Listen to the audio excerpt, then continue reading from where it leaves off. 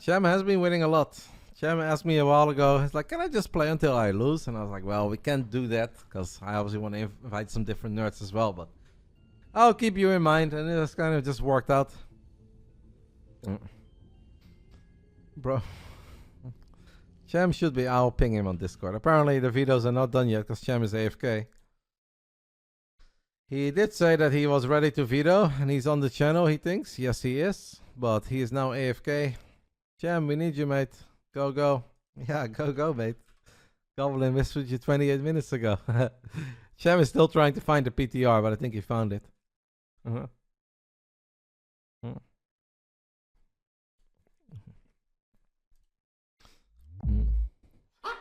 Almost a year of yap and phoenixes. Woohoo! Hey, could be worse, mate. I could be yapping and no phoenixes. Well, that would be sad.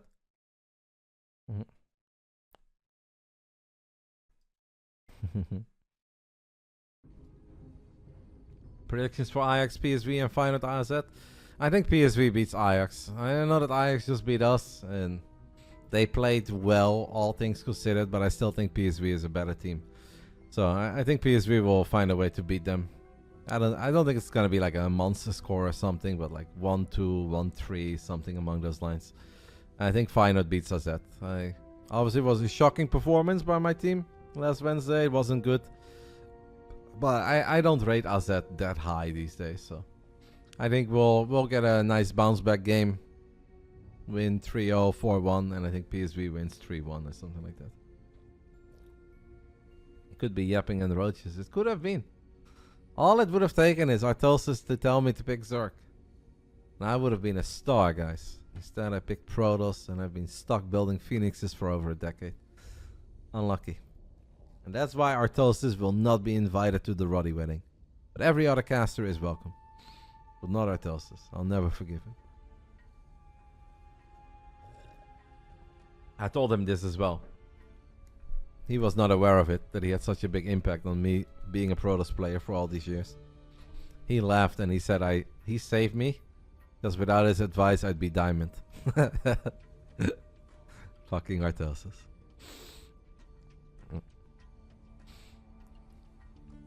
Just waiting, guys, for Cham and Goblin to get the vetoes going, and for Indy to host up the first map. Obviously 6 new maps, 3 old maps. Next week we'll go with some more old maps from the past. Very sad that Data C got no love at all today, so maybe I'll leave Data C into the map rotation for next week. I haven't seen Data C one time. Well, it was a perfectly fine map. If I think of Data C, I always think back of Max Packs against Rainer in the semi-finals of the weekly, where everybody would open up with a couple Stargate units, and then they would go Blink Stalkers with +1. Drop Data C, put in. We can put Data C and Royal Blood in. We can invite Lino to play against Wing and tell Lino he should play Protoss. We can do all of that. I'm so sad that we don't have that clipped, or there should be a clip somewhere, but I don't know where it is. God, that was so good. That was actually so good. For how eager Goblin was to start this series, it's now been a little bit quiet on Battle.net, guys, but it's still gone a whole lot smoother than last week. I've had a fun time. We've got a fun weekend ahead of us.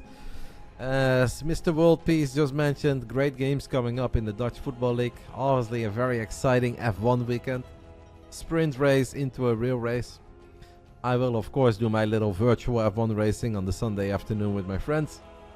And besides that, we'll just go for a mix of playing some Starcraft, playing a lot of Deadlock. Trying to get out of the ranked hell that I'm currently in. The system is doing me dirty. But I'm strong. I will not complain and I will not give up. And give me 2 weeks, but I will be higher ranked than Pi. Because I don't want to do my boy Pi dirty, but he kind of sucks. Must be honest. You know, Bully is in the same boat as me. Bully is a good Deadlock player, and the system did him dirty as well. Does my boy Bully deserve that? Absolutely not, but life ain't fair. Some of us Protoss nerds, we just need to work a little harder than our Zerg counterparts to get what we need. And we will get there.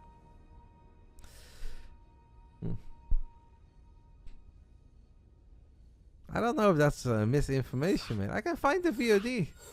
We can just enjoy those first 10 minutes of laning one more time. Honestly, Pi got killed so quickly that I can actually clip it. I don't even need to find the VOD. I can just put it in a clip. From the moment we show up to the moment that Pi dies, that fits in a Twitch clip. Maybe even the second death as well.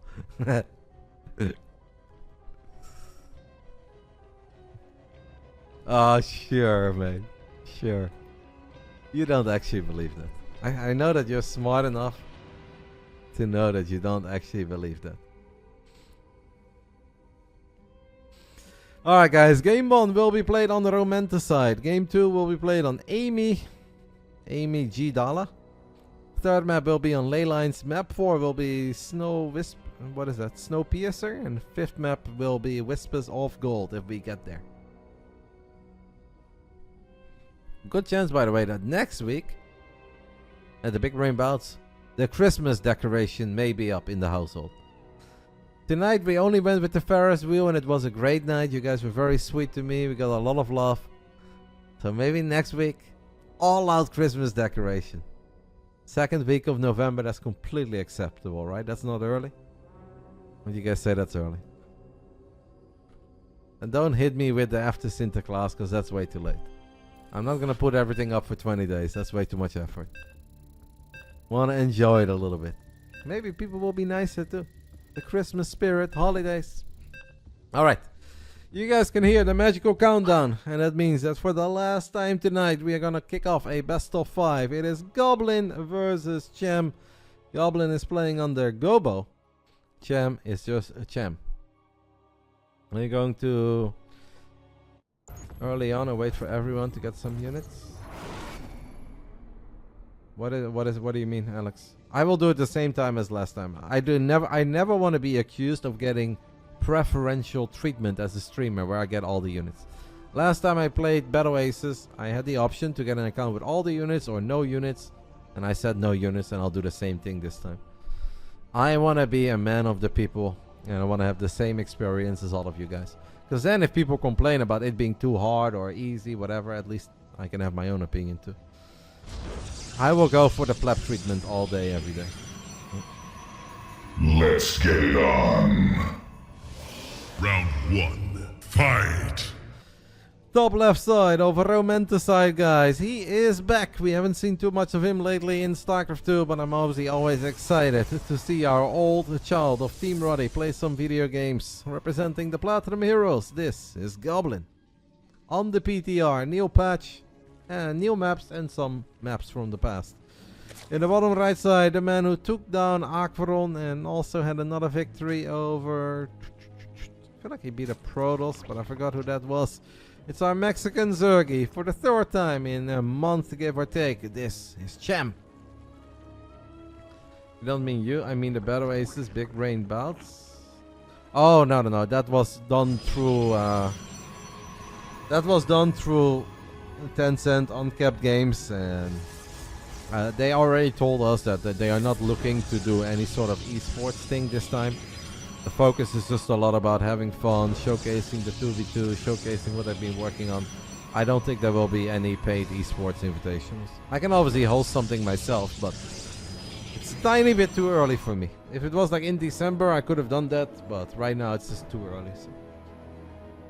I will just be playing and streaming the game, having fun.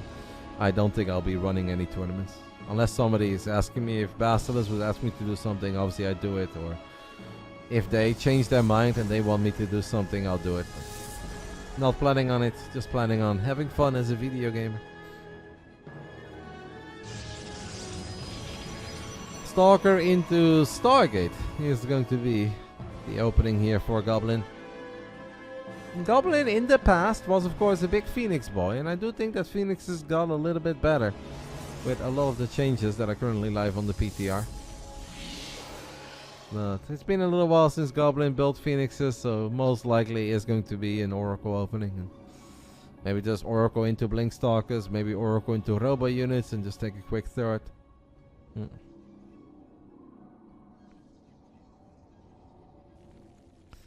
I don't know exactly what to expect, but we will see. Cham knows that this is obviously going to be the most difficult task for him out of the few matches that I've gave him so far. Goblin historically has been a very strong player, a high-ranked player within the competitive European scene. The Spore buff hurt Phoenix play a little bit, but less Queens helps Phoenix play. If you ask me what do I fear more, is it Spores or is it Queens? It is Queens, so I think it helps Phoenixes. At least in the games that I've played so far, it helps me. And then the extra energy, less Queens, I'll take the trade-off. Slightly better Spores is nice, but Phoenixes are still pretty tanky. I think it currently takes either 8 or 9 hits for a Spore to kill a Phoenix. If I cannot kill a couple drones to get out of there without losing a Phoenix that gets hit 8 times by a Spore Crawler, then I'm probably just no longer a video game. If you no longer go for a gap that exists, you're no longer a racing driver. If you cannot kill a drone while not taking 9 hits on one Phoenix from the Spore Crawler, I just don't think you're a video gamer anymore. Look at this, guys. 4 minutes in. And Goblin hits us with the Fleet Beacon. Maybe inspired by Gemini. Who knows? Void Ray into Fleet Beacon. If there was a second Stargate, I could have obviously said like some Tempest play is on the menu. Because A, you can use Tempest to harass. And B, Cham is historically a pretty aggressive Zerg. And if he decides to attack you with Roaches, Queens, Ravages, if you have defensive Tempest, you're kind of cooking. He came to All Things Protoss and watched Gemini's clip of the build, so he's very inspired. Okay. He's just good. I mean, I do think though that Cham might make a couple of Ravages. Goblin is really going for Gemini's build. Is this happening, guys? We live on a planet where a Goblin is inspired by Gemini. I love it! Well, there is very little firepower in one Adept and a Void Ray. Cham looks at it. So far, he's probably not terribly impressed by what Goblin has. But obviously has no real idea of what's happening behind this. Lair is about to finish up. I would not hate it if he morphs this Overlord into an Overseer and he sends it deep into the main base.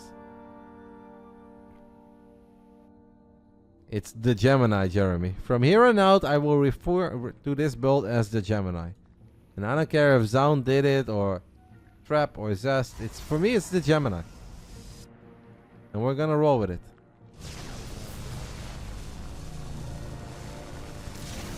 Void Ray gets on top of the 4th base, activates Prismatic Alignment.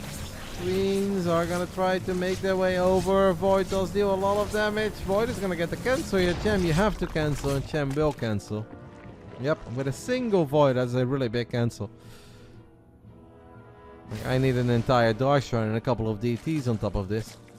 But I still don't really love Goblin's build. Now, if Goblin can just defend, obviously, and he can turn it into a normal game, but I don't think he's going to kill Cham.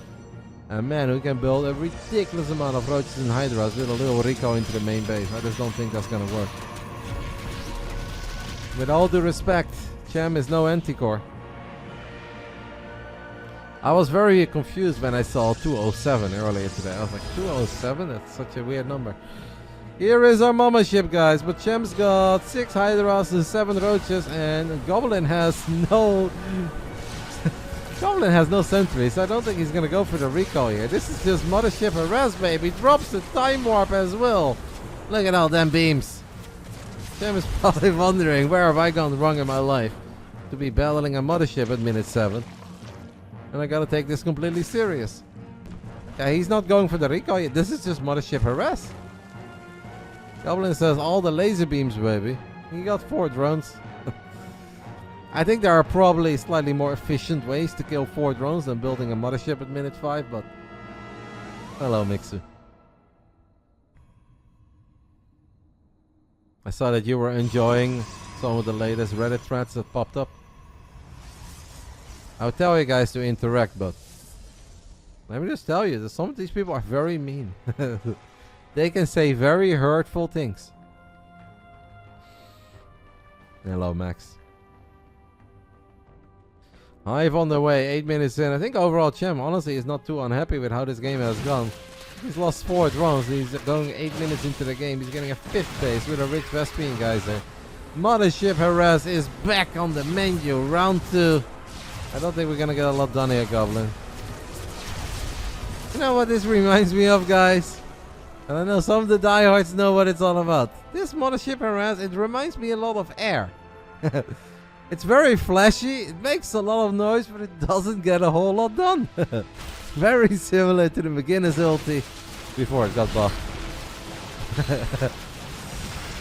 Cham does take a rather ambitious fight here, where he's just a little bit outnumbered, but he's going to retreat. He's got a lot of units coming in from the top, by the way. Goblin is going to get surrounded, and Blink is actually on cooldown. Maybe Goblin... Oh, I don't know how he gets out of here. Maybe here, but Goblin could be in some trouble. Makes another forward Blink. Goblin, that was not the play. He's going to lose so many Stalkers here, guys. Ay caramba.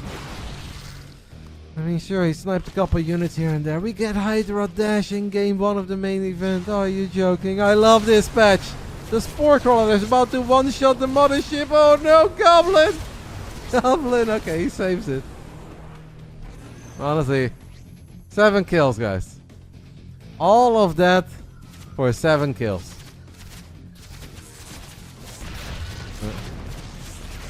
Hey, the Mothership actually only shields right now. The battery's already drained. High Templar gets sniped immediately. Goblin does drop another Time Warp. Time Warp obviously pretty damn good.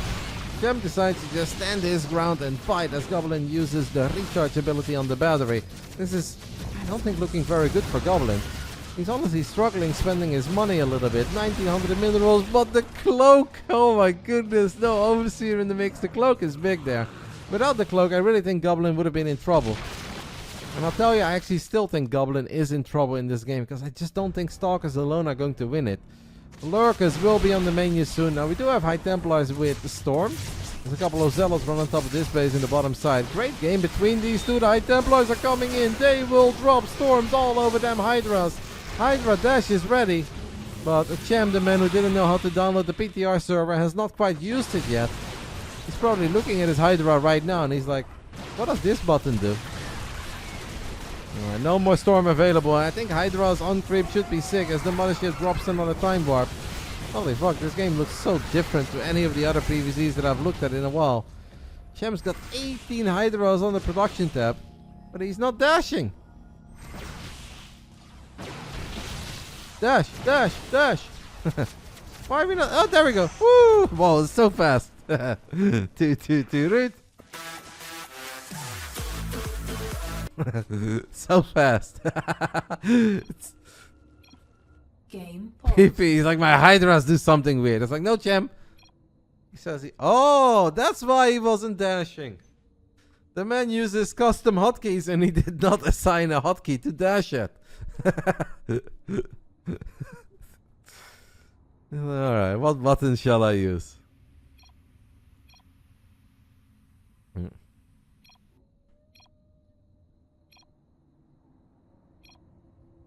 Game resumed. Right, Indy ready, Cham ready, Goblin ready. 3 extra Stargates on the way. We're going from 1 to 4. Obviously, there is a fleet beacon already from the early game that allowed Goblin to make a Mothership as the Overseer gets sniped. Lurkers on the way. Cham does not have any Vipers yet. I mean, if Goblin spends his money, he's obviously flying in this game. It looked promising for Cham for a little bit until he couldn't continue attacking in the top because he had no Overseer. Another Time Warp goes down. Goblin blinks forward into the Hydras. Dash is ready. Oh my god, they're so quick. What the hell? They're moving like Zerglings. There's a couple of Lurkers finish up too. Cham has lost a lot, but I think the final Lurkers will save him here. Yeah, I think the Lurkers will keep him safe. One Immortal in the mix. That one Immortal is definitely packing a punch, but Cham holds. But we have to ask ourselves to cast the question, at what cost? As drones are dying in the third base, in the natural. Zealot run-bys everywhere. Goblin kind of cooking. Man, they're so quick. They are so quick. Hey, the Mothership died. Goblin rebuilt it immediately. Was very happy with his first. Want some more Time Warps. Cham is mining off 5 bases and he's got a rich Vespene, guys, and he's even getting a 6th, but Lurk, well, maybe if the Lurker count gets a little bit high and we can crank out a few more Hydras, we've got a little shot. I just don't think that Cham has an answer for the 4 Stargates that Goblin has right now, that he can obviously use to start building carriers. maybe indeed the Neo Microbio Shroud that sticks to the Hydra rather than is forced to be dropped on a location and then you only get benefit from it if you stand in that location. Could make the difference. Goblin instead is going to go for Tempest. I believe that the Tempest have gone through a couple of changes today as well. If you guys know those changes by heart, feel free to share them. I believe something about the range, damage point, supply. Lower range, lower supply, better damage point or whatever. Bit of everything. One less supply, one less range. I still think they pretty much outrange everything though, right? Honestly, that seems pretty good. Goblin tries to find a little opening here. Lurker count is higher than before, but the lurkers are not here. We've got 16 lurkers in total. A couple of them coming in from the bottom left. I like it. Hydras are going to try to dash. Oh, the High Templar is very exposed. Maybe not the best fight here by Goblin guys as the High Templars get obliterated. He does drop a lot of storms. Fun first game here in the main event. All here on the new maps. New patch. Obviously this map is not new. It's a blast from the past. Goblin gets a couple oracles as well. I love it. We see both players use a couple of their new tricks. The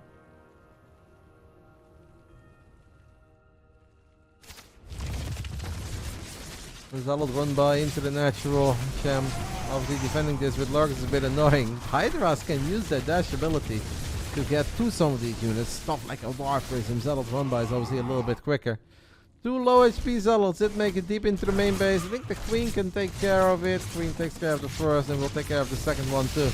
As the Tempests are now shooting at that hatchery in the center. This is an important hatch.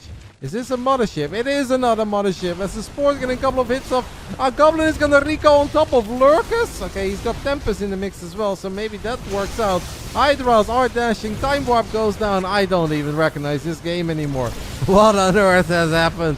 What the hell am I looking at? I don't know if this army of Goblin is really going to stick around like this forever though. Maybe he just wants to snipe the hive as the Hydras dash one more time. The mothership soaks up all the damage and gets saved. At the same time as Zealot run by over here at the bottom side of the map. And Cham had enough of this Protoss nonsense and he taps out. Even though he had 160 supply, 1500 minerals, 1500 gas. But this was too much Protoss BS for our man Cham. Cham said, no, I did not sign up for this. From here on out, we're all inning, baby. Well, that was definitely something, guys. That was definitely something. Does the mothership hit everything in range? Yeah, just shoots a whole bunch of lasers. That was a proper first experience of modern PvZ. And honestly, I kind of liked it. It was kind of fun. I have to get used to these Hydras moving at laser speed. That's confused me a little. Quite quite the experience, this PvZ. Will they nerf the mothership now? Goblin did make a tweet earlier today on X, or a post I guess, saying as a response to the poster that he's playing in the main event today that he's about to get the mothership nerfed before it even makes it to live gameplay. Apparently he's got so many tricks and so many strategies and plans that he's about to get it nerfed before it even makes it to live. I think he was joking, but let's see. 1-0 lead for our Croatian Protoss over our Mexican Zerg, who's had a very good record in the BBBs over the last few weeks. Let's see what game 2 will bring as we have loaded into Amy. Round 2. Fight! Bottom left side, we're looking at the main base of our Croatian Protoss. Up 1-0, fun strategy, great gameplay. This is Goblin.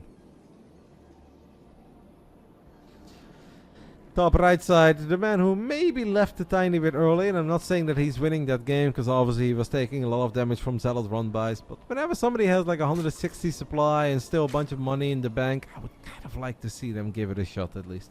I feel like it doesn't hurt, even if it wouldn't have gone his way.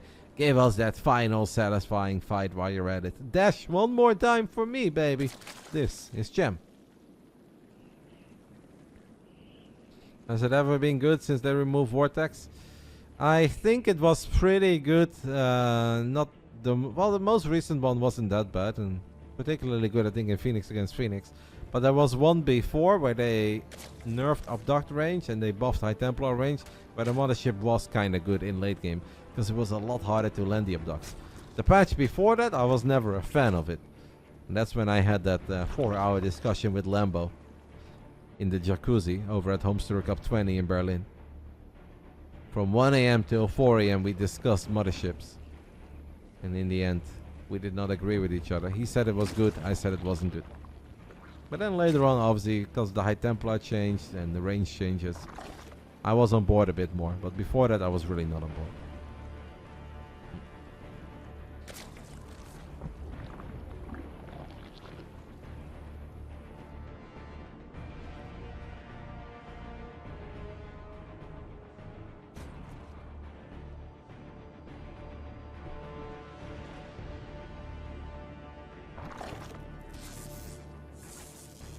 This is the map that has all the rocks in the center. The entire center part of the map is walled off by rocks. You can obviously destroy all of them. 2, 4, 6, 8, 10, 12 sets of rocks. So you can really live out your best Dustin Browder days by destroying all of them. I'm gonna have to have a lot of firepower for that, but it's doable. Second game that Goblin opens up with the Stargate. I do expect some different builds coming out of him tonight. This is the Anti-Crimson. There used to be a human player in Warcraft 3 called King Crimson from Romania. I was like, did he play Starcraft 2? Am I thinking of the same guy? But I don't think he's the one that you're referring to, Fjant, because I'm pretty certain I was playing Warcraft against him before you were born. And I'm not saying that in a weird way, but you know, those battles took place in the year 2005. I don't think you were around. 2004, 2005. Roddy versus King Crimson. A nice orc versus human. Fjant was born in 2006, so maybe you caught the tail end of it, mate. I was like, why would Fjant be talking about King Crimson? This is so weird. A couple of adapts, they shade into the natural. They kill the first 2 drones, and the rest is running away. Obviously, strong start already by Goblin. You get a couple of the Zerglings, very good adapt movement. Gets another drone, lets the shade finish up. Man, that's big.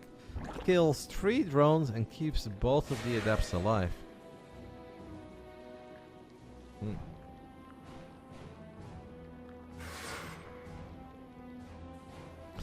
Oracle did not get extra energy, by the way, but it still has obviously enough energy to activate Pulsar Beam, and this is not the start that Cham was looking for at all. Loses 3 more workers, more lost mining time. At this point, it kind of feels like Goblin is running circles around Cham. And if Cham wants to continue winning in the Big Brain Bouts, and he wants to continue to see those invites arrive, he's gonna have to step it up a little bit, because game 1 obviously was a bit different, was fun and funky, and I did really enjoy the game. But here in game 2, it doesn't really seem like anything has gone Cham's way so far. And it's the most basic stuff. Old patch, new patch, it doesn't really matter. It adapts into an Oracle. That Oracle didn't even get the energy recharge. Cham is just not totally ready, as these 2 Oracles show up at another sweet moment right before that spore was done. And 3 more drones get picked off. Goblin is flying here, guys. A perfect game coming out of our Croatian Protoss. He's killed 16 units, lost nothing. Might lose these 2 adapts, but he is looking for a few more drones. Gets 1, gets the 2nd, gets the 3rd. Oh, Cham gets 4. Jeez. Well, that's a pretty painful start for Cham. I'm not going to lie. Goblin's follow-up is +1, blink, and a fleet beacon. Get used to it, guys. Apparently now, every single time, 4, 5, 6 minutes into the game, you're going to see a fleet beacon. One of these things is not like the other. The gates, the probes, the stalkers, the blink, the +1, that's all very standard. The fleet beacon is a little different. Oracles go for another drive-by and kill a couple more workers. Cham is cranking out a lot of drones. Historically, Cham has never really been the Zerg that's been ultra clean in defending with perfect queen movement and Lord knows what else. He's dropping a Spire, by the way. I mean, I don't know how that's going to help us against Blink Stalkers and +1. With all the rocks in the center, it could be a decent Muda map. And obviously don't say that he's going to build Corruptus to deal with the mothership. Because if he builds Corruptus, he's literally going to have no answer at all for the ground units. If Goblin hits Cham with a sharp blink stalker timing attack, I think this game is 110% over. If he doesn't, if he tries to have some fun and Cham is actually able to get like 15 mutas out as a surprise, then this could still get scary. He won't have detection. You mean Cham? He can obviously get overseers, right? He's got spores. He can get overseers. At this point, it really just comes down to whether or not Goblin is going to play this with a sense of urgency. He's going to try to deal a lot of damage. There's no War Prism, no Gateway on the other side of the map, so I think Cham with just Lings and Queen should be fine. I think Goblin spotting these gases, this should be a big tell, no? That should honestly be a pretty big tell. Why on earth would Cham get a 7th and an 8th gas this early? Stalker is working on that hatchery, dealing a lot of damage. Zergling's done a +1 melee yet. Cham really needs these mutas to show up. And he's going to be forced to fight with them. The Stalkers really want that hatchery. The Stalkers go for the hatchery and they get it. Recall gets used. I think 3 Stalkers will die. The target fire was good. Cham, mate. That was 1 muta shot there. And now Cham is back to being a 3-base Zerg. The Stalkers have blink, have +1. There is a shield battery here, there, everywhere. How much can Cham get done with a couple of Zerglings that don't have +1 melee yet and a couple Stalkers? As the mothership obviously is very tanky, drops the time warp, fires at 6 mutas at once. Uses the cloak as well, and there is no overseer in the mix. Well, Cham might still be able to get some momentum going. I don't know, it looks grim for Cham. The supply looks good. He did get 7 workers, that's something. Gets a battery there too. And obviously if Goblin's Phoenix count gets up there, and don't forget he already has a fleet beacon, so he can just start any impulse crystals. You really don't need crazy many Phoenix with any impulse crystals to keep Mutalisk at bay. The moment you've got like 3 or 4 Phoenix, you're gonna have a field day already. Cham is up in supply, but I think he's in a very, very problematic spot. Unless the mutas can somehow snowball real quick right here, right now. And it's just not happening. Is cloaking available again? We have a recall. I guess the Stalkers are being a recall, but it's a full Zergling surround. Cham does not commit.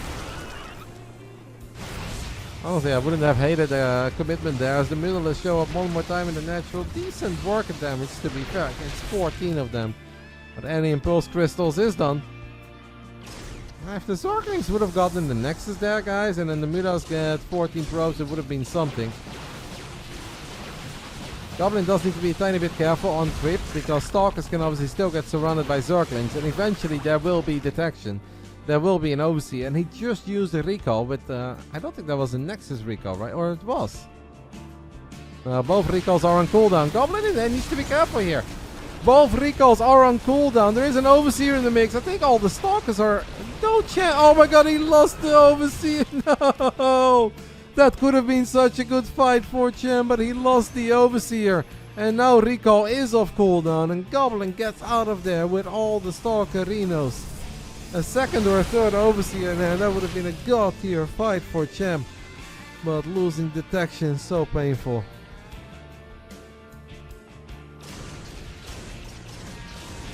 Mutas turn around, get on top of the Phoenix. Goblin not super quick to micro his Phoenix, but Phoenix with +1. Similar to the Honey Badger, it does not care.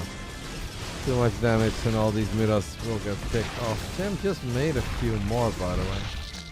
So now let's go back into heavy droning. Next couple Corruptors instead.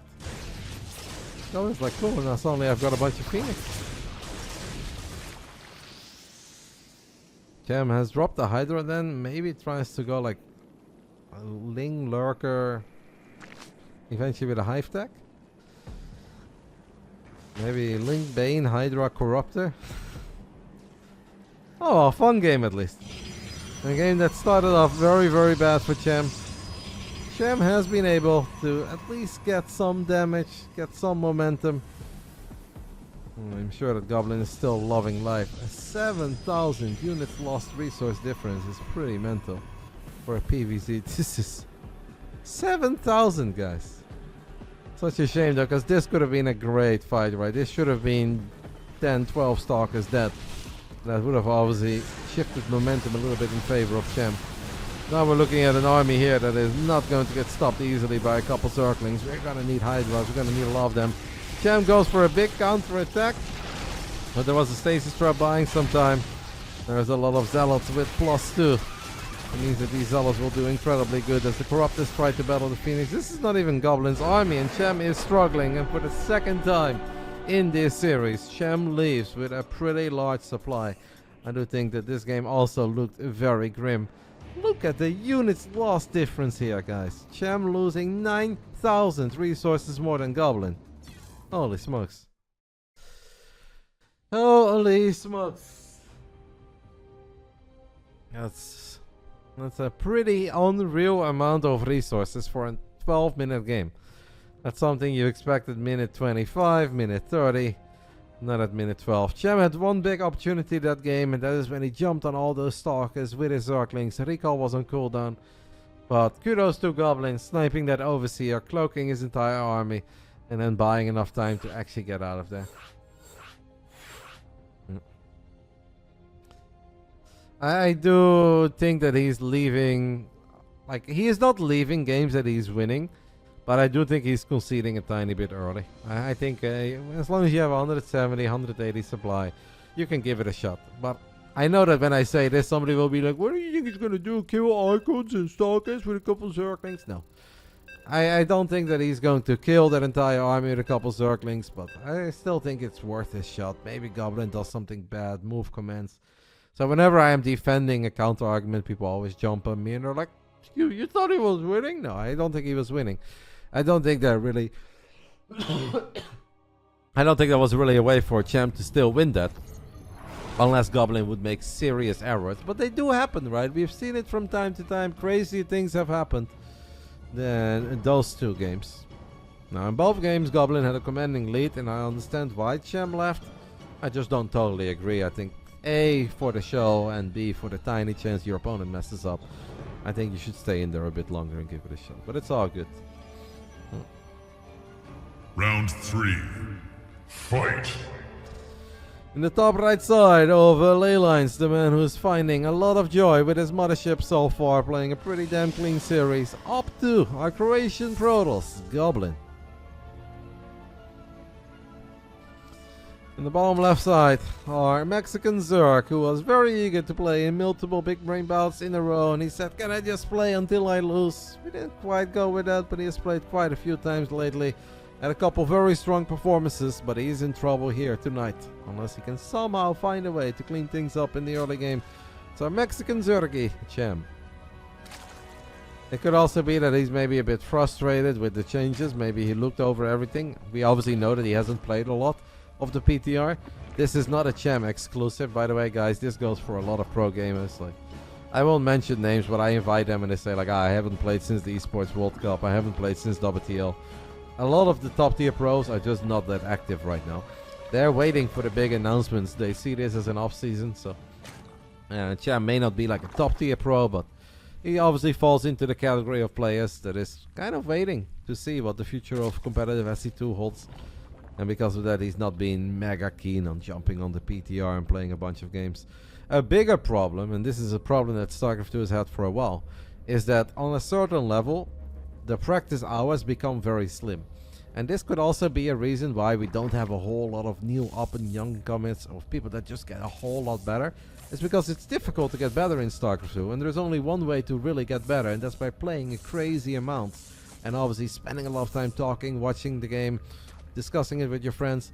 But if the guys that you need to be playing against are not playing, it becomes pretty difficult. Then you can only practice with guys that are around your level, or the occasional one or two guys that just have your number or they have a better style. But it's not like there is a sea of hungry, ambitious players that are all pushing each other forward and have a high level. So even if Cham would want to play a bunch of StarCraft right now, he's either going to play against people that are way worse than him, or he's going to run into like Hero Marine, who's way better. It's difficult. So even if they want to, they can't really. And of course you can continue playing and have long search times, but that's an issue with Battle.net as well, where if your MMR is too high, you have to wait like 6 minutes until you get a game. And there are not many people who are willing to queue up over and over again to wait 6 minutes to get a game. It's very difficult to find solutions for all of that, because obviously Blizzard will need to step in and will need to change the matchmaking standards, or just the way that competitive ladder play works, to bring it back more alive. I personally, and I know not everybody would agree, but I personally would be incredibly happy if they would unify StarCraft 2 onto one server. And obviously under that server you can still have the sub-servers for the custom games, and you'll just always play on the most fair server. I think that would really help the game a lot.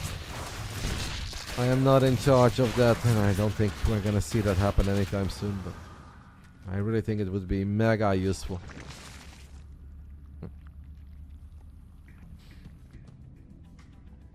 Well, maybe one day, guys.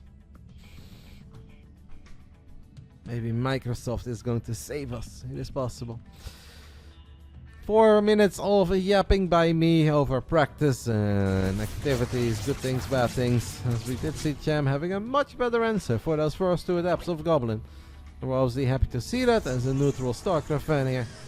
We've had a very fun night of games, a 3-2, a 3-1, a 3-2. And I'd love to see Cham at least fight back a little bit here.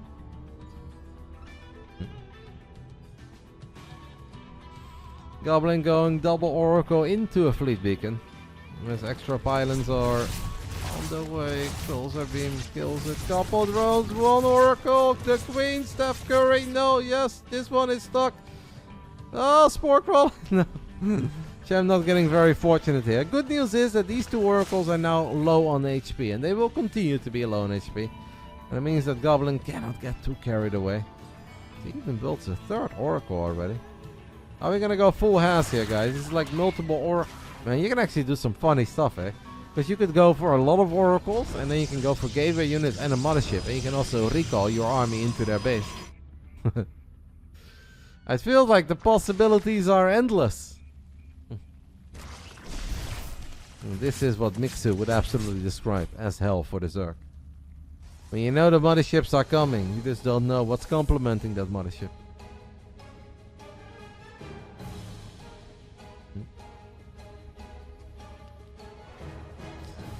Twilight Council is about to finish up. Resonating Glaive, Zealot Charge, Blink. I feel like all of it would be pretty viable here. And there's going to be a Zealot Charge as the Forge gets warped in as well, so we can eventually start working on +1.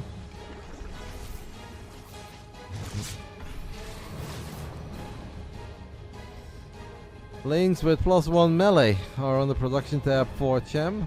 Haven't seen a Roach Warner or Baningness yet. Can also just go straight into the Hydras, but not sure if that is really going to save the day here, but we'll see. Goblin is focused on aggression, and it means that the doors may be open for Cham's Zerglings on the other side of the map to find a bit of damage as he clicks on the Nexus. I think that's a little bit ambitious. The recall gets used, I guess, on the Adepts, or yeah. Tiny missed opportunity here by Cham, in my opinion. At the bare minimum, you should be clicking on this battery, and you can split your links across the battery and the pylon. There was so much surface area there, and he absolutely kills the battery, then he kills the pylon. Now instead, the Nexus is half HP, but what's the point of that? As he turns around and he goes for a surround on the Adepts and the Stalkers, but there is a lot of Oracle energy here, and we can also use energy recharge. The Mothership shows up again. Yeah, that wasn't a great fight for the Zerglings. Cham does have his 4th hatchery here with that RH Vespine Geyser, but it still takes 130 minerals before he can take it. 125 left, so we're looking at like 21 trips right now for this drone. This drone has to go back and forth 21 times before we can finally take this rich Vespine Geyser. As Goblin is casually queuing up a carrier, he's got an Archon in the main as well.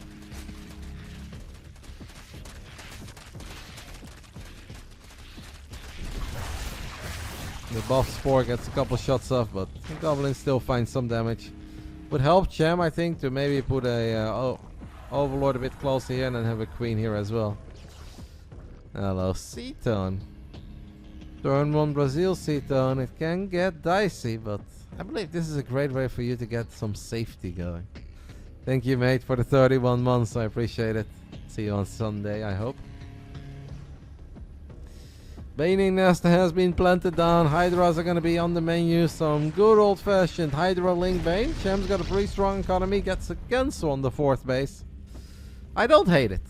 Unfortunately, Hydra Dash is not available until Hive is done, but I don't hate it for the Cham. But obviously, a lot of stasis traps could be problematic. I think we should have an answer for this, right? That's a lot of zealots, though. We need some Banelings. Cham. Get your forces together. He's going to get an Overseer as well. Hydras and Lings are good, but I would really love a couple Banelings here. That would just make our life so much easier. We currently have 15 sign-ups for Brazil. Somebody should send our man Matt a message. Get a full grid, baby. Maybe NM Earth. Banelings are morphing. Mothership leading judge. Beautiful concave on the Hydras, though. I feel like this fight has to go well for Cham, right? It feels like he's got a perfect answer for what Goblin is throwing at him here as the Archons get picked off. The carrier might fall. Carriers don't fall. Actually, a lot of the Protoss units did get out of there, but what a sick fight by Cham. Just pumped out a ludicrous amount of Hydras and Lings. Needs to be careful here now, though, that he doesn't lose everything. No Baneling speed on the way, but we just get a cancel on the 4th base. Activate the stasis trap is here. It's not bad, but obviously don't throw. We might get a little more Starcraft tonight after all.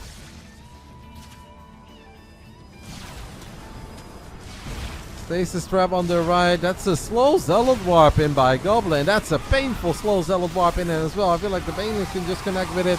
As the few carriers that Goblin have are trying to make the difference. The Archons are going to get some really good shots up there though on the Zerglings. Cham with I think a bit of weird timing here, but it's okay. Maybe he still just has the Hydra numbers, but he needs to be careful. He's going in deep. Banelings will at least get a couple workers. That is good. Cham, you're so deep right now. Are you sure you want to be this deep? Cham says yes. I don't care about a moment ship. I don't care about a carrier that's low on interceptors. I don't care about those additional zealots. It's Hydra, Link, Bane for the win as the carrier goes down. Hive is about to finish up and we will get some more StarCraft tonight, guys. We ain't done yet. A perfect night at the office without a single 3-0. We'll take that. Last week we obviously had a few too many. I'm sure that my hater Inexorable was predicting a couple 3-0s again today, but not today, mate. Might be 2 3-1s. Well, no 3-0s. GG gets called. Well done by Cham. Very cool fight here that he took. I think this was obviously the game-winning fight. I'm gonna go back. It's just like at this point it actually kind of looked scary for a little bit, but the concave is so nice. Zerglings coming in from the right. Spore Crawler obviously helping out a little bit. Does a Spore Crawler one-shot an interceptor? No, right? Like that would be too insane.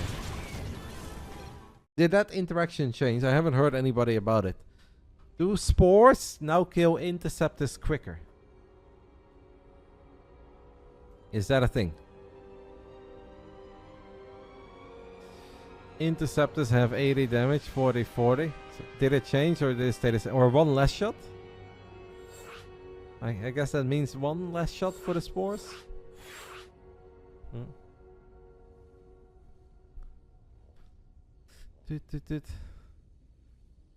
Is Earth racing? He told me he was done with the game.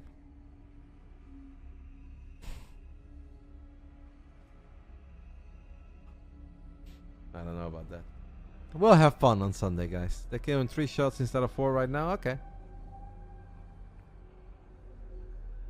That seems pretty noteworthy, I guess. Another retirement rip. It's alright, we'll recruit some new gamers. Any of you guys out there have F124 installed and you want to race together with fellow StarCraft 2 fans, everyone is welcome. I know some of you guys have been waiting for the game to be on discount. Join us. We're nice. Well, most of us. It's a fun activity outside all of the overly serious competitive StarCraft deadlock battle aces. Just a little bit of racing with some fellow RTS nerds. It's probably still expensive here, but it might still be a bit cheaper now than before. Game 4, main event of the BASILISK Big Brain Bouts number 74. Can you guys believe that? 74 Fridays that BASILISK gave out $500 to StarCraft 2 players. Do the math on that. It's a pretty damn serious number. Round 4. Fight. In the top right side, he is still one map away from winning $150 tonight if he can get the W in game 4 or, of course, game 5. The man who's been having a lot of fun with the mothership so far. This is Goblin. As we have loaded into Snowpiercer. In the bottom left side of Snowpiercer, we look at the main base of the man who's been on a run in the Big Brain Bouts, but all runs eventually come to an end. Unless I guess your name is Cyril. Cyril has never lost in the BBB. You can try to make that happen, but that's so hard. Yona doesn't lose a lot, and he doesn't play a lot. This is Cham. If we get a full grid, can we consider doing full quality? I'm all for everything. If it's fun, I'm fine with it, but would that include like the knockout thingy? That'd be kind of fun. Yeah, I'd be down for that. And it would take a long time. We have to make sure that it doesn't run over the real race, right? I don't want to see you guys insult my boy again in corner 1 of the real race, but I'm talking about Yuki, of course. So yeah, if there are 20 people who want to race, Marsbar, you want to race with us on Sunday? Whoop whoop. We'll get you. We'll get Marsbar in action. We'll get Kamachi. It's gonna be great. It's gonna be fun. Brazil, great track. It's a lot of fun. Alright, enough about F1. I'm excited obviously for the weekend to watch it on TV. And I'm excited to play. Now we're gonna take a look at Goblin Cham, game 4. The winner gets $150, the loser gets 50. The biggest of shoutouts obviously to my team guys, Basilisk. Could not do it without them. Exclamation mark Basilisk. Links their socials. You guys can always give a little like on their tweet. This is good for Starcraft. It's obviously good for me to have you guys here, but it's also really awesome for all these players that win prize money every single Friday. So please give Basilisk a little bit of love, and you won't make me just happy, you won't just make Basilisk happy, but you definitely make players happy as long as this continues.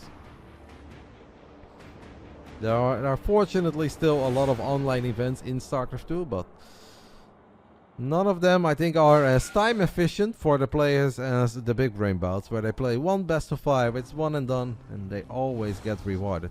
Many of the other tournaments, they'll play 3, 4, 5 series and they'll get nothing out of it. So, oh, I just disconnected my sound. That could have gone a lot worse, to be fair. I don't think I broke anything. We stick with the real calendar, Athena. This weekend, the real race is in Brazil, so we race on Brazil.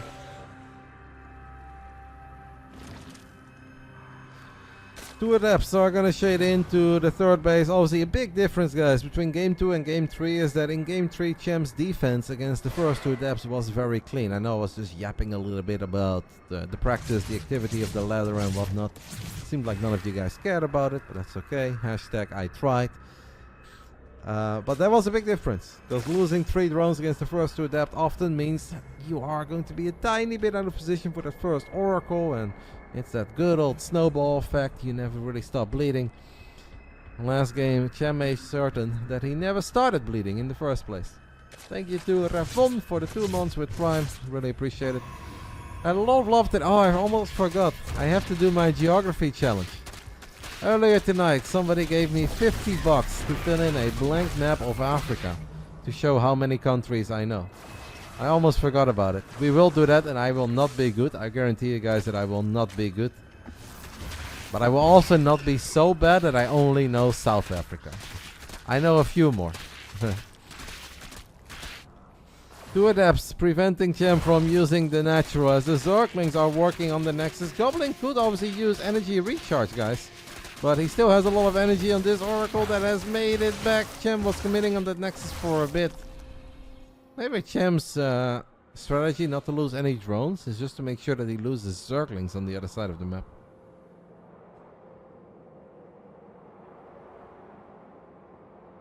You should be able to do that.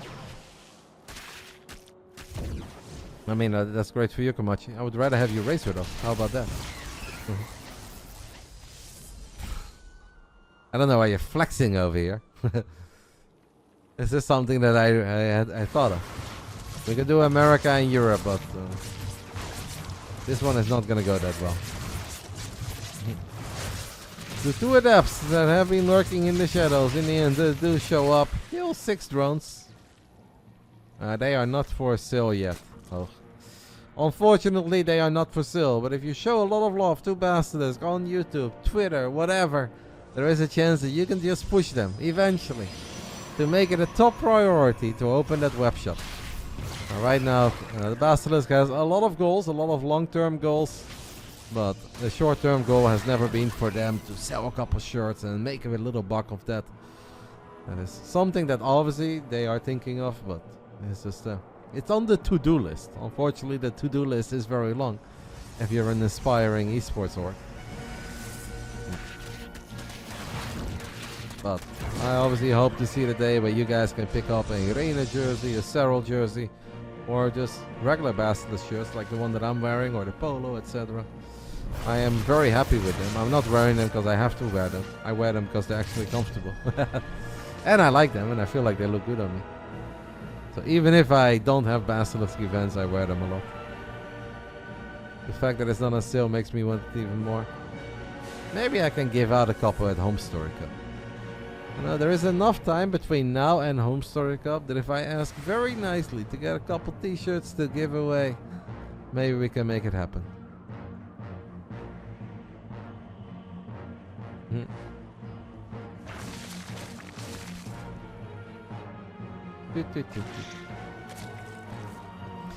Another fleet beacon on the way, 7 minutes in. Wait. Goblin with the Ronaldo moves over here, cancels the shade at the last second, and Cham in panic one-shot his own drone. If I was Goblin, I'd feel so proud of that. Be like, ha, got you. Let the adept shade show off, and he waited so long to cancel it. The Cham was so ready to pounce on it that he actually killed his own drone. Come to New York, Roddy, and I'll take you out for a hoodie. I'd love to go to New York again. But today we picked up tickets for the When We Are Young tour in 2025. So Vegas, November 2025 is absolutely on the menu. I'm gonna listen to some 41, Blink 182, very excited. I don't know if we can make any New York trips happen, but at least we're gonna relive the glory days of when I was a teenager.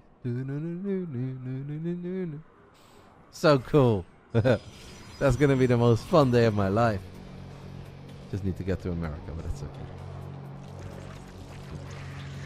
Simple plan. Gonna have so much fun. Overall, I think that Cham has played a pretty solid game. It obviously is a better start than Game 1 and Game 2, but I kind of felt that the writing was on the wall, but I don't know if enough has happened for Cham for me to get really excited yet that this is his game. But Goblin is right now spending a lot of resources across the board in different ways. The Templar Archives, Forge upgrades, Zealot Charge, Storm, a Fleet Beacon, an extra Stargate. It all start adding up as Goblin made a misclick there with his Oracle. Lost, I think, just one of them, yeah. Stalkers get recalled, at least one dice. This time the target fire is great. Where Cham felt like he was sleeping a little bit in Game 1 and 2. These decisions have been a lot better. Attacking upper ramp into cannons though, kinda scary. Overcharge not ready. Storm is not ready yet. Uh-oh, Goblin and his perhaps over macro of production facilities and not spending his money enough is in all sorts of trouble here. 1600 minerals in the bank for Goblin. That could have been a lot of Zealots, Archons, Lord knows what. Could have been a bit of everything. Instead, we are waiting for Storm, and Storm is not done yet. So Goblin loses a pretty important base, but he's still a 3-base Protoss. And he is about to get his hands on Storm. He can use energy recharge on the High Templars too. Cham, by the way, refuses to get an Overseer as Time Warp lands on the Hydra House, but all the extra Zerglings come in. Cham says, you don't have my army trapped, sir, I have your army trapped. What a surround by Cham, what an engagement as he snipes the Mama ship. And Goblin finally able to spend his money, but it may just be a little bit too late. That was sick by Cham, I absolutely love it, what a sick fight. He did such a good job there in making it seem like he was in trouble. Oh no, my units are stuck. Help me, Goblin. Well, let's just say that Cham helped himself. Changelings indeed being annoying over here as well, making it harder for the Protoss army to get on top of this Zerg army. Better engagement this time for Goblin. Cham, if you just I'm gonna say this is actually becoming a bit of a painful fight. Maybe Cham kind of thought that this game was over, it was in the back, but never underestimate the Protoss. It had a whole bunch of money in the bank. The last portion there went incredibly good for Goblin. Of course, the losses earlier were mega painful. The mothership, all the stalkers, the High Templars, like it's difficult to bounce back from. That towards the end, Goblin did kill a very expensive army, and he didn't really lose a whole lot in return. Cham drops an Ultraless Cavern. Do we like that, given the situation, given the state of the game? Do we like that? He does not have Hydra Dash now. He did use it earlier a tiny bit, but I don't think he's very impressed by it. I personally think this would be a very good game to have Hydra Dash. There is no Robo on the side of Goblin. Cyber Core down and no Robo. Might be an Ultra moment. As Cham gets on top of the fourth Nexus, the Zerglings nibble away at probes. Nexus gets cancelled. What do we got here? Little Baneling run by. Storm lands on the Banelings, and it is good enough to keep the probe safe. The Templar does die. Hydra Dash, guys. Hydra Dash is back on the menu. The Goblin desperately tries to get a fourth base. I'm surprised, by the way, by the amount of resources that Goblin have often been sitting on. I always find this fascinating to look at, because Goblin is clearly a very good Starcraft 2 player. But you think it's so easy to spend your money. I know he's mostly sitting on minerals now, not a lot of gas. He just wants to get that fourth base. It has happened a few times throughout the series. The Zerglings and Hydras get on top of the Nexus once more. Pylon dies, Nexus gets cancelled.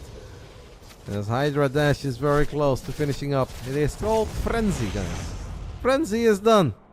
And these Hydras are going to be quick, baby. You guys ready for some Frenzy, Hydras? Don't blink, because you might miss it. Don't blink.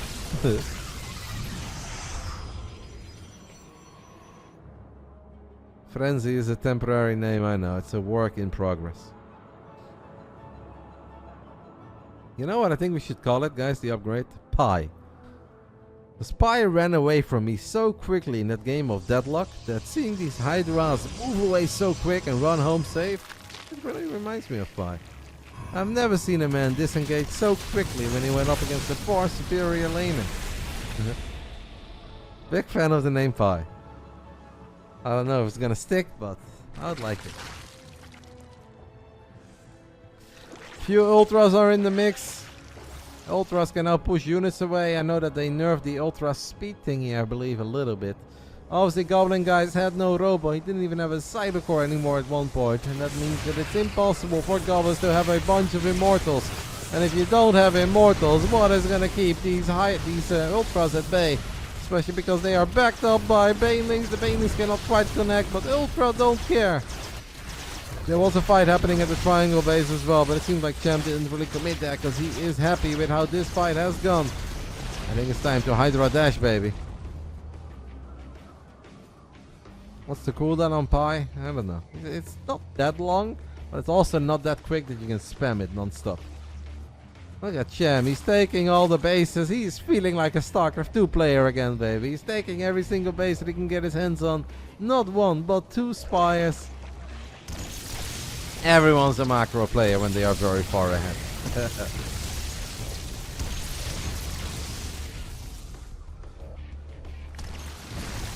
Few more Ultras on the production tab. Goblin has a detection issue at this point. He's got one Oracle left and no Observer. And the creep is just spiraling out of control. Hydra Dash. Kill an Oracle one time. Cham is checking, making sure that he did not miss a base. This is something that happens quite often whenever we start playing on the new map pool and people are not that familiar with the new maps. That you don't exactly know where all the bases are. This happened to Reina once at a Home Story Cup, when he had a 45-minute game against Australia. And he really thought Australia was broke, but there was another base in the center that Reina covered in creep, and he didn't know that he had access to that base. The Cham tries to get in there. Once more drops a couple chainlings. The High Templars are exposed. Cloaking gets used. All the Tempest, all the Overseers are mega low. The Overseers will eventually die. But the Ultras are still going strong. Gotta say that Goblin has taken a really good fight here so far. But I still think there should be a little too much Zerg. At least enough Zerg to find damage. Not enough Zerg to kill the Protoss. But enough Zerg to find damage. And finding any sorts of damage against a 3-base Protoss. When you are a 1, 2, 3, 4, 5, 6, 7 base Zerg is fine. Was that the prettiest fight ever? No, it wasn't. Does it matter? Not really. Like, if this base was still up and running, I would have said that that fight was a disaster. Right now, I'm actually okay with it.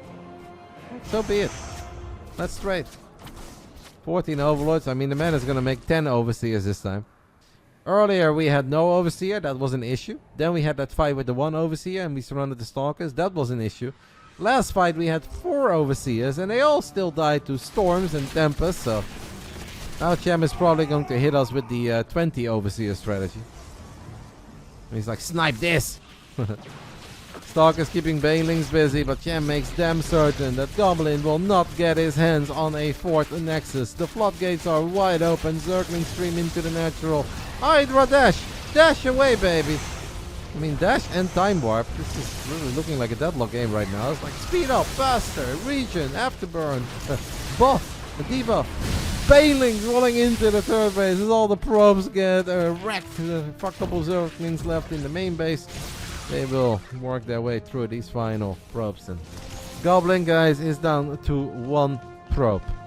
And I know that a lot of you guys have fond memories of the Fist of Neeb over at the BlizzCon. Well, this is not quite the Fist of Goblin, because Goblin has 109 supply. And Cham is not even interested in fighting in yet. He just keeps sending Zerglings to the other side of the map. We don't even have adrenal glands, by the way. What? So many Zerglings. Hive tag, no adrenal glands. That's still a thing, my friend Cham. Maybe Cham thinks that they got rid of adrenal glands. In fact, they keep on nerfing Zerg. I'm sure adrenal is gone too. No. Adrenal is absolutely still a thing.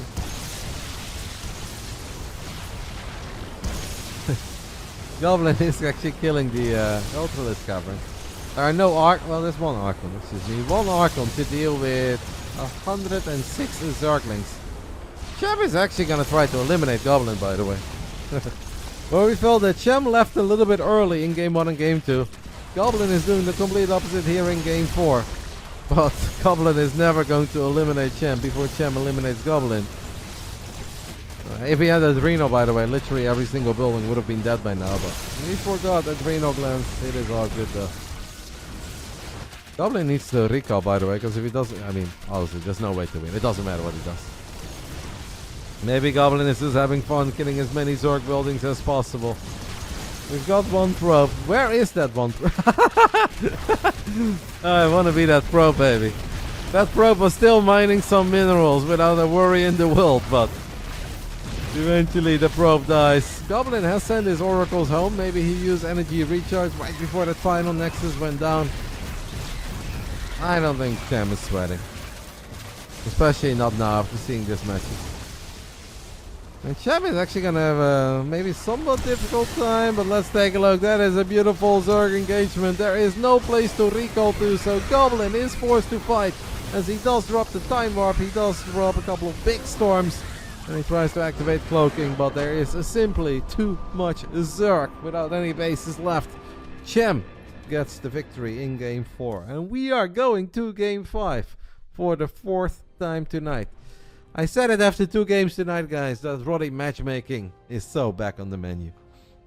Yeah, Showtime forgot about an entire base that he could have mined from, but Raynor also forgot a base once against Australia on the map Glittering Ashes. We could bring it back next week. Oh, what a fun night of games, eh, guys? Just a little competitive StarCraft on the Friday night here in the off-season. A 3-2, a 3-1, a 3-2, and another series that is going to distance. And I gotta say, I was a bit worried about this one, because it didn't look like it was going anywhere after the first 2 games, to be totally fair, but... kudos to Cham. Goblin may be kicking himself a little bit, right? Maybe feeling that it was all a bit too easy, it's gonna be a walk in the park. Maybe almost even feeling bad for not putting on a show. But I hope that every player in the Big Brain Bouts knows that it's never about putting on a show. If you get a convincing 3-0 win, that is good on you, and that was bad on me. That means that I underestimated you, or you just played very well. No player ever has to entertain us here. They should just play for the win, pick up that prize money. And if they win very convincingly, there is always a next guy in line to make them sweat. Game 5, guys. Whispers of Gold. What a night of games. Shout out to Basilisk. And shout out obviously to all you guys for stopping by, participating in the chat, giving me a lot of love. Great night. Great Friday. Great start to the weekend where we hopefully will hear the Dutch anthem. I don't think it's gonna happen, but we can play it ourselves. Final round. Fight! Here we go. Bottom right side of Whispers of Gold. The man who took a very convincing 2-0 lead. But suddenly he finds himself here in game 5. This is Goblin. Interesting opening here, by the way. Pylon into an assimilator. That's kind of odd, no? Top left side of Whispers of Gold. We are looking at the main base of the man who says, Roddy, don't stop inviting me yet. I'll keep on winning. You keep on inviting me. That was the deal. Not totally the deal. But I'm very happy to have him here once more. This is Cham. Pylon, gas, gate, and indeed no scout yet. I do expect him to scout though. Probably just a little bit later. Maybe this is a risky era to delay your scouts. Because I'm thinking of the thriving GGs out there, or Zerg that we've had a couple times. Obviously Bly from the past, Lorimbo in this day and age. With those spines and spores that build quick. I would scout very quick if I was a Protoss. But that's just me. Goblin thought about it there and decides to turn around. Does not feel like he needs to. Risky gameplay. This would be such a sad way to lose the best of 5 now. Plays in the dark. Cham's Overlord is going to make it to the other side of the map. Can obviously see the gateway and the cyber core. And he will go deep enough to see a nexus. Dispatch has been invited to the BBB. I don't think he has. I know he wants to. The problem is that he is in the range of category of players where we never really have a shortage of players. If Patches plays on Monday night and he plays a couple fun games, we can give it a shot. But I kind of like my man Patches, but I don't like the amount of yapping and negativity. Like, he needs to step it up a little bit. We are a small, tight and knit community and we all need to do a little better, not worse. Happiness goes a long way. Go 6 pool. Be very difficult. If you want to kill 6 of your own drones and then go for a 6 pool, it's a play. You know, plays every Monday here in Wing It, I know. And as much shit as I give you guys, I am incredibly grateful for that. A little bit of activity is important. Getting some sign-ups for these online cups that we are running is important. It is just so sad to see people host $200, $300, $400 tournaments and have 12 people sign up. Like that just makes me sad. So I'm incredibly happy that you guys sign up. Even if you'll never win, at least not anytime soon, I'm very happy to have you guys.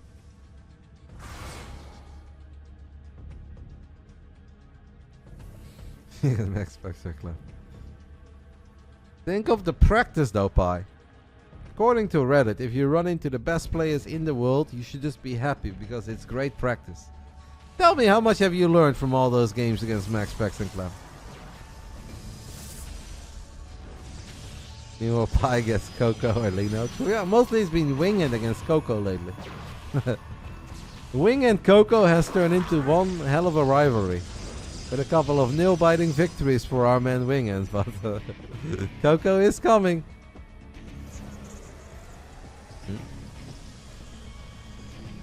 No, Pi deserves a praise, Foxy. I am honestly, I'm very happy. Pi, I think, does great things in the Starcraft 2 community. Outside of his own gameplay, he does a lot of really good things in our community, and we are very happy to have him. And we can't just magically assume overnight that he turns into a god tier gamer, but I'm very happy that we have Pi. Life is good with Pi in the community. He does nice things for everyone, and we could use a little more of Pi. Couple oracles and don't find anything yet. I mentioned it obviously in the beginning of game 4 that these starts are so important. And Cham will know that too. Goblin is obviously going to be all business here in game 5. And does that mean still quick motherships? Or does he not believe in that? So far it is triple oracles into blink. It's obviously 150 bucks on the line for the winner of this series. The loser gets 50. So still something, but no. I don't think that Goblin has really been raking in the prize money lately with the activity that he has shown. So this is a big chance, and yeah, we get a no-nonsense build out of Goblin. 8 gateways, Blink Stalker, +1, triple Oracle. He is just gonna try to win this one. And straight up execution, old school Stalker micro in your face. One bad blink though, and it all goes wrong. What a magical comeback this would be. We had young Jacob with the reverse sweep. Goblin goes in deep. Needs to respect the Spore Crawler. And well, kind of does. Splits one Oracle off. Keeps the other 2 alive. Cham already building a couple roaches and links. 61 drones against 61 probes. Throughout the entire series, Cham has shown a lot of activity with counterattacks. I think he cancelled an Evo chamber. I think it was an Evo chamber here, and I think he cancelled it for a roach one. I can double check it later. Maybe Goblin changing his mind after seeing that Cham obviously has a roach wine this game. Maybe he feels that Cham is going to be the one that's going to be aggressive, so he drops the second Stargate and the fleet beacon. Could be for a mothership, but I don't think we are rushing the mothership this time. Even though it is really good, honestly. The time warps are great, obviously. The cloaking is pretty big. But I think having defensive Tempest against a Zerg that is willing to send it with Queens, Roaches, Lynx, Ravages. I pretty much think I would always go Tempest here. I think Tempest are the play for Goblin. Carriers, they take a long time to produce, and then you can run out of Interceptors. Void Race can struggle winning the fight against Queens. I would always go Tempest here, but most importantly for Goblin is that he gets a couple cannons and batteries, because Cham is gonna send it. Now so far these fights have been incredibly clean by Goblin as he drops the Stasis Trappy as well. The problem however is that Cham is already here with Roaches and Lynx and now gets chaotic. He builds Carriers. I don't think that's the play. I hate this call by Goblin. I hate it so much, guys. Hell, even Phoenixes be better here. Why Carriers, mate? Why Carriers? Does he think he's just always going to be safe? I think it's very risky. Tempest build quicker are very useful as well. Oh my goodness, Goblin is in so much trouble. Void Race would have been okay-ish here, don't get me wrong, I think Tempest would have been the best, but Carriers will take forever. Are we actually looking at a reverse sweep as Cham has a silly amount of Roaches, of Zerglings getting on top of all these bases? And the series that looked like it was going to be a walk in the park for Goblin is turning into a straight up nightmare. Cham with the second reverse sweep of the night as Goblin uses energy recharge on these oracles here. He's just going to try to stabilize on 2 bases. He does have his carriers out, but who on earth wants to be a 2-base Protoss with 44 probes? Normally anything related to Lewis is pretty good, but in this case that's not where you want to be. Oh, that was not the play. Cham has been droning up like a mad lad behind this. It is still Lairtech Zerg. It is still Lairtech Zerg. I want to say maybe Goblin can make something happen with Tempest, but he's moving out again with Stalkers. And I think there are just way too many basic Zerg units on the map for Stalkers to shine. As Blink has been used, they're going to get surrounded. Are all of these Stalkers going to die? Is it just the Mexican Zerg Cham who is unstoppable? These 2 carriers, it just looks sad, man. There's going to be Hydras 4 days. All the Stalkers have died on the other side or in the center of the map. And 2 carriers are not going to have the impact that Goblin is looking for. Oh, poor Goblins. A painful series here for Goblin as the Nexus doesn't get cancelled either. That's 400 additional minerals down the drain. And the army supply does not lie. Roaches, Zerglings, and obviously Hydras and Queens at home. This army of Cham, I think, is unstoppable. I think the carriers got a recall. We lost them. We lost the carriers against the Hydras as well. And it's our second reverse sweep. Oh. Cham just keeps on winning. The man didn't even know what a PTR was a couple hours ago. But the man just keeps on winning. And Goblin Perhaps just like DJ for that tank pickup in Game 3. He's not gonna sleep very well after these games, because that is not a series that did not need to go his way. Looked in total control, looked like he was having fun and vibing in the first and the second game. But it is the reverse sweep. Thank you so much to Basilisk for giving us another Big Brain Bouts, and obviously for giving my channel a whole bunch of subs throughout the night. 4 times 10 subbies for the 4 series. GG's. GG's. GG's. Good night, and